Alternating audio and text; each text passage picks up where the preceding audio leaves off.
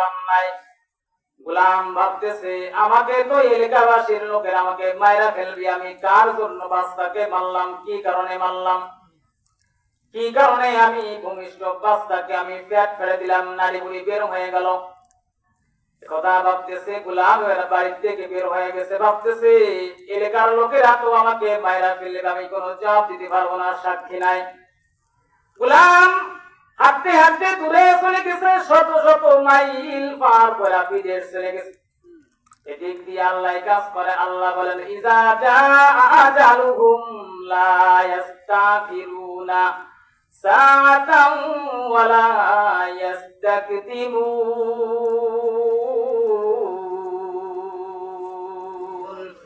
আল্লাহ বলে মৃত্যু যখন আসবে 1 সেকেন্ড বরং আসবে না, 1 সেকেন্ড আগে আসবে না, সঠিক টাইমে আপনার আমার কাছে মৃত্যু হাজির হয়ে যাবে।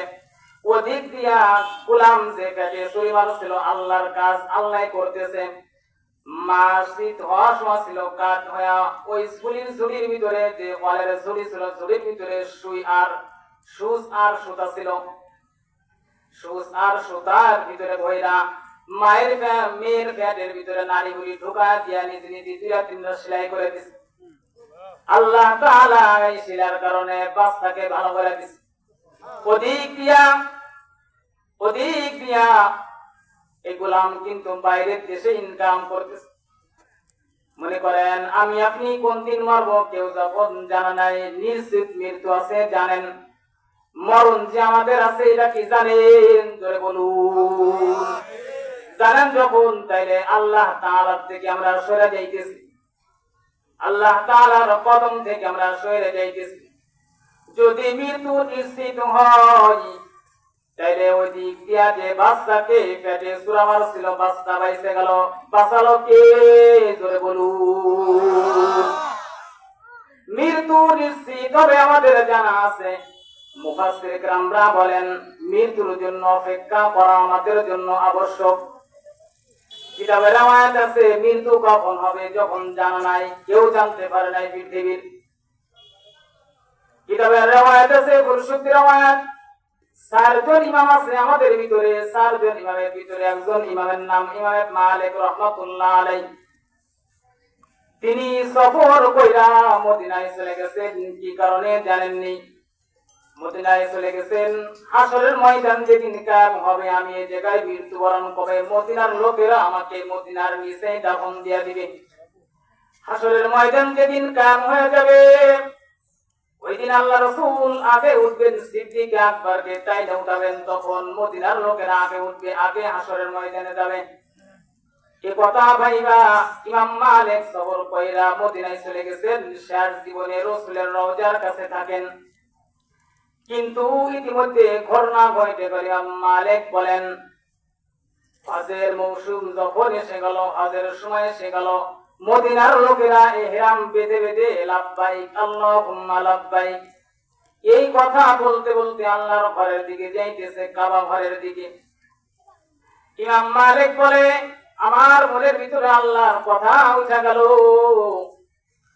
আল্লাহ তাআলার কথা স্মরণ হয়ে গেল। আমি যদি কাবা ঘরে যাইতে পারতাম তাহলে আমি তওয়াফ করতে পারতাম কাবা ঘর, আমি আমার মালিককে ডাকতে পারতাম লাব্বাইক আল্লাহুম্মা লাব্বাইক বলে বলে আমি ডাকতে পারতাম।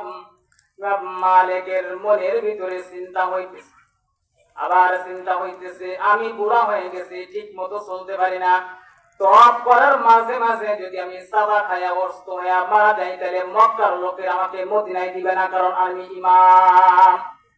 মক্কার লোকেরা চাইবে মক্কায় দাফন হয়ে যাক, মদিনায় দিব না।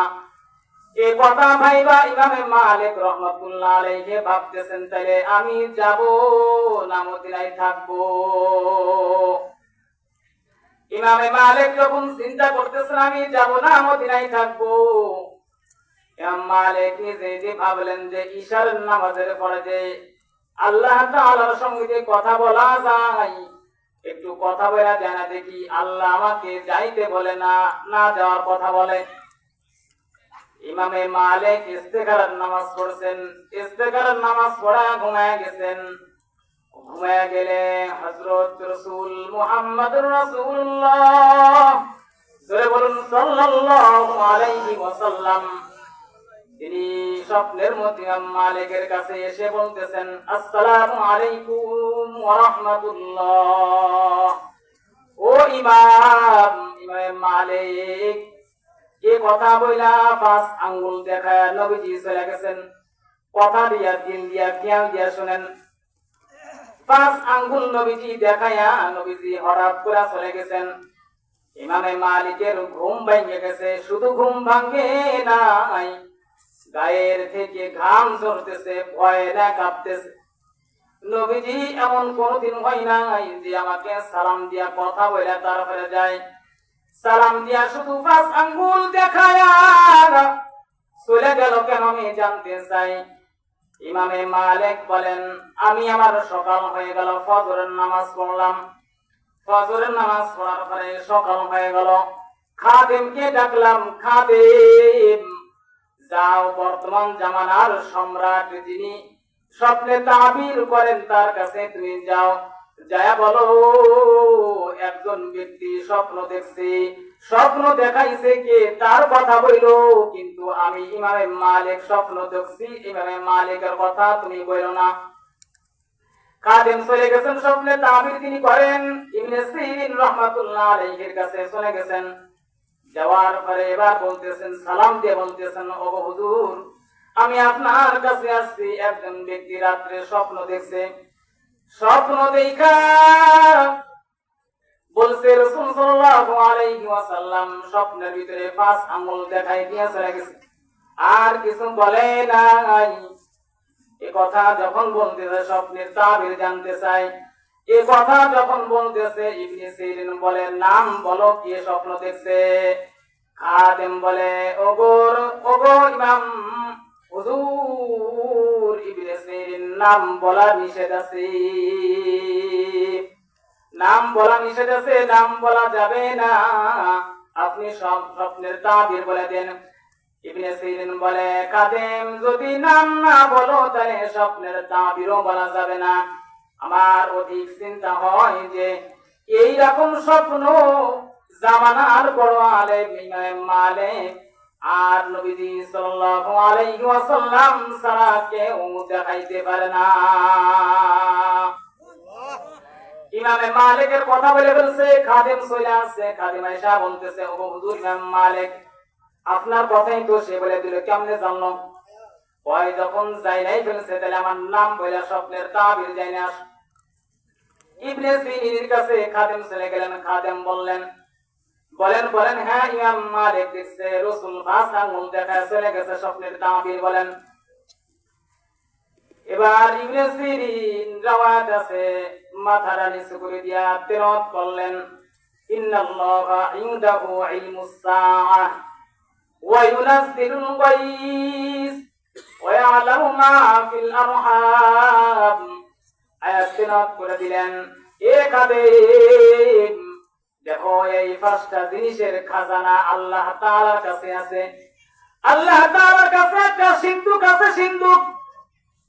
এই সিন্ধুকের ভিতরে 5টা জিনিসের ইলম আল্লাহ তাআলার কাছে তালা দেওয়া আছে।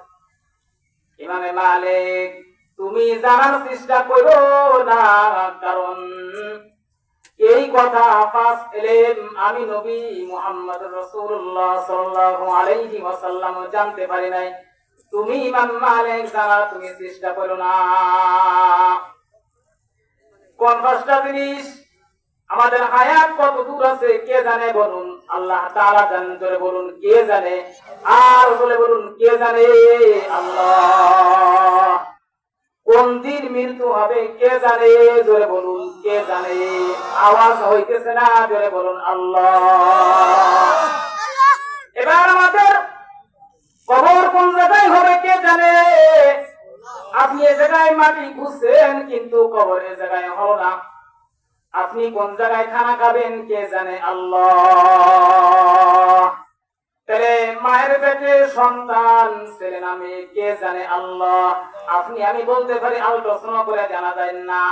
যখন আল্লাহ তাআলা সাদা গোছা বানায় দেয়, নষ্ট করা যায় না, তখন আলোচনায় ধরা পড়ে যে এটা ছেলে হবে মেয়ে হবে। তার মানে মায়ের পেটে এক কাতরা পানি দিয়া সন্তান ছেলে নামে কে জানে জোরে বলুন আল্লাহ। আল্লাহ যখন জানে তাহলে তুমি জানার চেষ্টা করো না। ইমাম মালিক এ জায়গায় ক্ষান্ত হয়ে গেলেন। ইমাম মালিক বলেন আমি যাওয়ার চেষ্টা করলাম না। তার মানে ইমাম মালিক ভাবলেন আমি 5 দিন বাঁচবো না, 5 বছর বাঁচবো না, না 5 ঘন্টা বাঁচবো। যখন জানা নাই তাহলে আমি মক্কায় যাওয়ার চেষ্টা করব না। তার মানে মৃত্যু কোন দিন হবে কে জানে? আমি আপনি জানি? জোরে বলুন আল্লাহ, আল্লাহু আকবার বলুন। তাহলে মৃত্যু যখন জানা নাই কোন দিন হবে, নিশ্চিত মৃত্যু হবে এটি জানা আছে যে ইহুদি খ্রিস্টান সেও জানা মৃত্যু হবে, মৃত্যু একদিন হবে জানা আছে তো। এবারে দিয়ে ওই যে বাচ্চা মনে আসেনি, বাচ্চার কথা পেট ফাটিয়েছিল ওদিক দিয়া ওই যুবক তো বিদেশে, আমরা যখন বিদেশে জানে বড় লোক হওয়ার জন্য বিদেশে যা টাকা পয়সা বানায় বাড়ি টাকা পাঠাইছে, বড় রাজপ্রাসাদ বানাইছে, সিটির মাধ্যমে লিখে দিছে বাবা দাদা বড় অঙ্কের টাকা পাঠাইলাম, আমার রাজপ্রাসাদ যেমন, আমার বিল্ডিং যেমন, তেমন একটা কন্যা সন্তান দেখো, আমার বউ হবে, অতি সুন্দর একটা বউ হবে, এমন একটা কন্যা সন্তান দেখো। এবার বললেন দাদা বউরা কন্যা সন্তান দেখে ফেললেন, বাড়ি আসলেন, তার সঙ্গে বিবাহ আবদ্ধ হয়ে গেল। কিতাবের রাওয়ায়াত যখন বাসর ঘরে গেছে, যখন বাসর ঘরে দুজন যখন এক জায়গায় শুইছে, তখন পেটের